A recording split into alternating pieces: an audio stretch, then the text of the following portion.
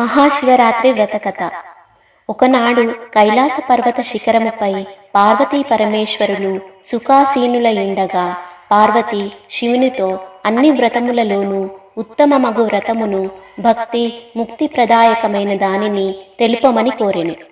అప్పుడు శివుడు శివరాత్రి వ్రతమును దాని విశేషాలను తెలియజేస్తాడు. దీనిని మాఘ బహుళ చతుర్దశి నాడు ఆచరించవలనని తెలిసి కాని తెలియక కాని ఒక్క మారు చేసినను యముని నుండి తప్పించుకొని ముక్తి పొందుదురని దాని దృష్టాంతముగా ఈ క్రింది కథను వినిపించెను. ఒకప్పుడు ఒక పర్వత ప్రాంతమున హింసావృత్తి గల వ్యాధుడొకడు ఉండెను. అతడు ప్రతి ఉదయము అడవికి వేటకు వెళ్ళి సాయంత్రం ఏదేని మృగమును చంపి తెచ్చుచు కుటుంబాన్ని పోషించేవాడు. కాని ఒకనాటి ఉదయంన బయలుదేరి అడవి అంతా తిరిగినా ఒక్క మృగము కూడా దొరకలేదు.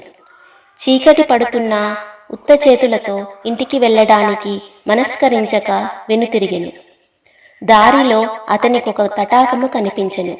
ఏవైనా మృగాలు నీరు త్రాగుట కోసం అచటికి తప్పకుండా వస్తాయని వేచియుండి వాటిని చంపవచ్చునని ఆలోచించి దగ్గరనున్న ఒక చెట్టెక్కి తన చూపులకు అడ్డముగానున్న ఆకులను కాయలను విరిచి క్రింద పడవేయసాగెను. చలికి శివశివాయని వణుకుచూ విల్లు ఎక్కుపెట్టి మృగాల కోసం వేచియుండెను. మొదటి జామున ఒక పెంటిలేడి నీరు త్రాగుటకు అక్కడికి వచ్చెను. వ్యాధుడు దానిపై బాణము విడువబోగా లేడి భయపడక, వ్యాధుడా, నన్ను చంపకుము అని మనుష్య వాక్కులతో ప్రార్థించెను. వ్యాధుడు ఆశ్చర్యపడి, మనుష్యులవలే మాట్లాడు, నీ సంగతి తెలుపుమని కోరెను. దానికి జింక, నేను పూర్వజన్మమున రంభయను అప్సరసను, హిరణ్యాక్షుడను రాక్షసరాజును ప్రేమించి శివుని పూజించుట మరిచితిని. దానికి రుద్రుడు కోపించి, కామాతురయైన నీవు నీ ప్రియుడను జింకలుగా 12 ఏళ్ళు గడిపి ఒక వ్యాధుడు బాణముతో చంపనుండగా శాప విముక్తులౌదురని సెలవిచ్చెను. నేను గర్భిణిని, అవధ్యను కనుక నన్ను వదులుము. మరొక పెంటి జింక ఇచ్చటికి వచ్చును, అది బాగుగా బలిసినది, కావున దానిని చంపుము. లేనిచో నేను వసతికి వెళ్ళి ప్రసవించి శిశువును బంధువులకప్పగించి తిరిగి వస్తాను అని అతన్ని ఒప్పించి వెళ్ళెను. 2వ జాము గడిచెను. మరొక పెంటి జింక కనిపించెను. వ్యాధుడు సంతోషించి విల్లెక్కు పెట్టి బాణము విడవబోగా అది చూచిన జింక భయపడి మానవాక్కులతో, ఓ వ్యాధుడా, నేను విరహముతో కృషించియున్నాను. నాలో మేధో మాంసములు లేవు.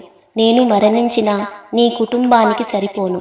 ఇక్కడికి అత్యంత స్థూలమైన మగజింక ఒకటి రాగలదు, దానిని చంపుము, కానిచో నేనే తిరిగి వత్తును అనెను. వ్యాధుడు దానిని కూడా విడిచిపెట్టెను. 3వ జాము వచ్చెను. వ్యాధుడు ఆకలితో జింక కోసం వేచియుండెను. అంతలో ఒక మగజింక అక్కడికి వచ్చెను. వింటితో బాణము విడవబోగా ఆ మృగము వ్యాధుని చూచి, మొదటి 2 పెంటి జింకలు తన ప్రియురాల్ని తానే చంపెనా అని ప్రశ్నించెను. అందుకు వ్యాధుడు ఆశ్చర్యపడి, 2 పెంటి జింకలు మరలి వచ్చుటకు ప్రతిజ్ఞ చేసి వెళ్ళినవి నిన్ను నాకు ఆహారముగా పంపుతాయని చెప్పాయని అన్నాడు. ఆ మాట విని, నేను ఉదయాన్నే మీ ఇంటికి వచ్చెదను. నా భార్య ఋతుమతి, ఆమెతో గడిపి బంధుమిత్రుల ఆజ్ఞ పొంది మరలి వత్తును అని ప్రమాణములు చేసి వెళ్ళెను. ఇట్లు 4 జాములు గడిచి సూర్యోదయ సమయంలో వ్యాధుడు జింకల కొరకు ఎదురు చూచుచుండెను. కొంతసేపటికి ఆ 4 జింకలను వచ్చి, నన్ను మొదట చంపుము, నన్నే మొదట చంపుమని అనుచు వ్యాధుని ఎదుట మోకరిల్లెను. అతడు మృగముల సత్యనిష్టకు ఆశ్చర్యపడెను. వానిని చంపుటకు అతని మనసు ఒప్పుకోలేదు. తన హింసావృత్తిపై జుగుప్స కలిగెను. ఓ మృగములారా, మీ నివాసములకు వెళ్ళుము. నాకు మాంసము అక్కరలేదు. మృగములను బెదిరించుట, బంధించుట, చంపుట పాపము. కుటుంబము కొరకు ఇక నేను పాపము చెయ్యను. ధర్మములకు దయమూలము. నీవు నాకు గురువు, ఉపదేష్టువు. కుటుంబ సమేతముగా నీవు వెళ్ళుము. నేనింకా సత్యధర్మం ఆశ్రయించి అశ్రములను వదిలిపెట్టుదును అని చెప్పి ధనుర్బాణములను పారవేసి మృగములకు ప్రదక్షిణమాచరించి నమస్కరించెను. అంతలో ఆకాశమును దేవదుందుబులు మ్రోగెను. పుష్పవృష్టి కురిసెను. దేవదూతలు మనోహరమగు విమానమును తెచ్చి ఇట్లనిరి, ఓ మహానుభావ, శివరాత్రి ప్రభావమున నీ పాతకము క్షీణించినది, ఉపవాసము జాగరము జరిపితివి. నీవెక్కినది బిల్వవృక్షము, దాని క్రింద స్వయంభూలింగమొకటి గుబురులో మరుగుపడి ఉన్నది. నీవు తెలియకయే బిల్వపత్రములు త్రుంచివేసి శివలింగాన్ని పూజించితివి. సశరీరముగా స్వర్గమునకు వెళ్ళుము. మృగరాజా, నీవు సకుటుంబముగా నక్షత్ర పదము పొందుము. ఈ కథ వినిపించిన పిదప పరమేశ్వరుడు పార్వతితో నిట్లనెను, దేవి, ఆ మృగ కుటుంబమే ఆకాశమున కనిపించు మృగశిరా నక్షత్రము. 3 నక్షత్రములలో ముందున్న 2 జింక పిల్లలు, వెనుకనున్న 3వది మృగి. ఈ మూడింటిని మృగశీర్షమందురు.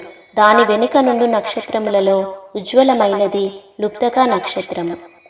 ఓం నమః శివాయ.